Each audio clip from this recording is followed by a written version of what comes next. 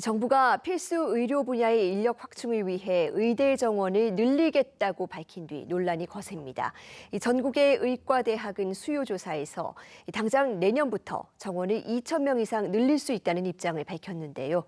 정원 확대 방침에 반대하며 강경투쟁을 예고한 의사협회는 오늘부터 파업 찬반 투표에 들어갔습니다. 먼저 영상 보고 오겠습니다.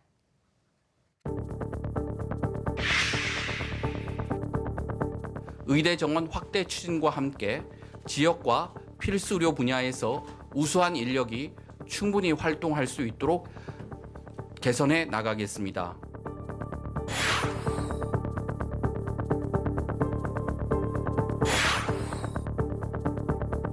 교육이나 의료 등 국가의 미래를 결정하는 중요한 정책을 결정할 때는 국민의 여론으로 정책을 결정하는 것은 아니라고 생각합니다.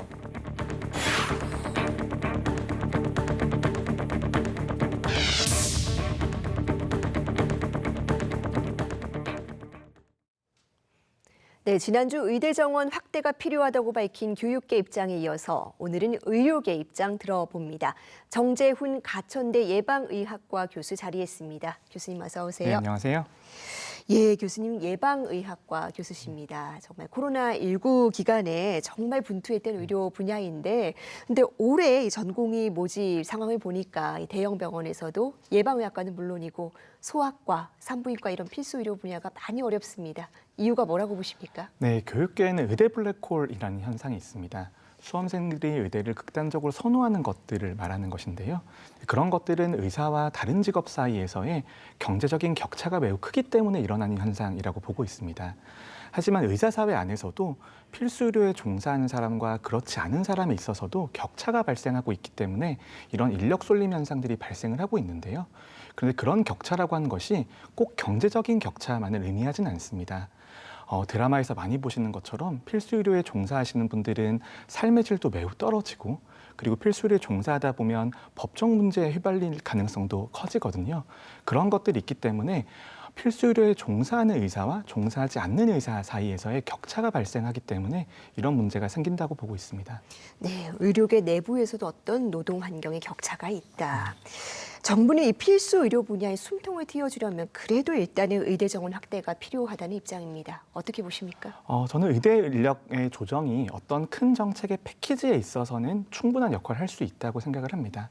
하지만 생각을 해보면 지금 의대 정원을 조정한다라고 하더라도 그 효과가 나올 때까지는 약 10년 정도의 시간이 필요한 상황입니다. 그리고 아까 제가 말씀드렸지만 필수 의료의 문제에 있어서는 필수 의료에 종사하는 의사들 안에서의 격차를 줄여주는 것들이 매우 중요하다고 보고 있는데요.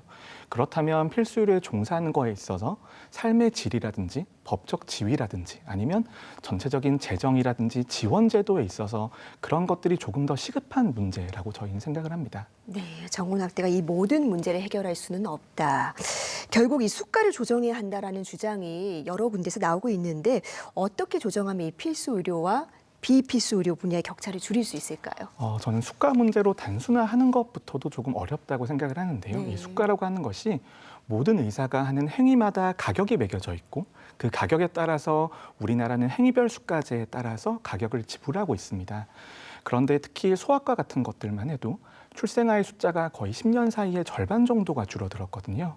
그럼 예전 정도의 재정이 투입되기 위해서는 수가가 2배 이상 늘어야지만 물가 인상률까지 반영할 수 있는 겁니다. 다른 말로는 이런 단위 행위마다의 가격으로는 이런 보상을 완전히 해주기는 어려운 상황이라고 보고 있고요. 특히 필수 의료에 있어서는 예전에 이런 행위별 수가제의 개념에서 국가가 전체적인 서비스를 보장해주는 관점으로 전환하는 것이 전 중요하다고 생각합니다. 네, 이 필수 의료도 이 버스처럼 준공영제로 운영해야 된다라는 주장도 하신 걸로 알고 있습니다. 이건 어떤 의미인지 설명 부탁드립니다. 준공영제라고 하는 것이 우리나라에서는 대부분의 의료기관들은 민간에서 운영을 하고 있습니다. 대학병원이나 대형병원 같은 것들은 민간병원이거든요. 그렇기 때문에 저는 이런 그 의료 이용에 있어서도 민간 의료와 공공의료 사이에서의 절충점이 필요하다고 생각을 합니다. 공공의료만으로는 필수 의료의 모든 서비스를 제공하기가 매우 어려운 상황이거든요. 특히 재원 구조에 있어서도 아까 말씀드렸지만 전체적으로 건강보험 재정에 있어서의 지속 가능성이 매우 위기가 되고 있는 상황이기 때문에 저는 준공영제의 제도 도입을 통해서 국가가 절반 정도의 필수 의료는 완전히 보장을 하고 나머지 영역에 있어서는 민간의 자율성을 존중하는 형태가 우리나라에서는 그나마 수용이 가능한 형태라고 생각을 합니다. 네. 사실 이 비수도권 지역에서는요, 요즘엔 이 수억 원을 줘도 의사 구하기가 너무 어렵다는 말들이 나옵니다. 그래서 정부도 사실 지금 지역 국립대 중심으로 정원을 늘리자라고 거론하고 있는데 이렇게 좀 지역 인재 전형을 확대하는 방식이라면 지역의 의료 문제는 개선할 수 있지 않을까요? 어떻게 보십니까? 저는 이제 인력 정책이라고 하는 것이 모든 문제를 해결할 수 없다라고 말씀을 드렸습니다. 우리나라에서는 지역 인재 전형과 유사한 상황들이 여러 번 있었거든요. 군의관 같은 경우에는 사관학교에서 의사를 선발을 해서 군에 복무하는 제도도 있었고요. 그리고 공공의료에 대해서도 장학금을 지원하는 다양한 형태의 제도들이 있었습니다. 하지만 이런 제도라고 하는 것이 제도상의 허점이 발생할 수밖에 없고 그렇기 때문에 지역에 종사하는 의사들은 늘어날 수 있지만 지역에서 그 필수 의료에 종사하는 의사들의 숫자에는 영향을 주지 못한 경험들이 많았거든요. 그리고 의무복무 기간을 설정한다라고 하더라도 의무복무 기간이 끝나고 나면 다시 또 이제 그 필수 의료가 아닌 영역에 종사하는 경우들이 많기 때문에 저는 장기적으로 보면 전체적인 제도 설계가 중요하지 하나의 세부적인 정책으로 이 문제를 해결할 수 있을 거라고 믿지는 않습니다. 네, 의료 시스템 자체의 개편이 필요하다라는 의견에는 사실 지금 상황으로는 이견이 없을 것 같기는 합니다. 그런데 한편으로는 이 같은 구조개혁과 의대 정원이 같이 간다면 또 효과적일 수 있지 않겠느냐 이런 의견에 대해서는 어떻게 보십니까? 저는 우리나라에서 가장 큰 문제 중에 하나가 건강보험이나 국민연금처럼 장기적인 국민의 복지를 책임지는 제도가 지속 가능할 것인가에 대한 의문이라고 생각을 합니다. 특히 지금처럼 저성장과 저출산이 이어지는 상황에서는 지속 가능성에 대한 해결 없이는 어떠한 정책도 저는 무의미하다고 생각을 하고요.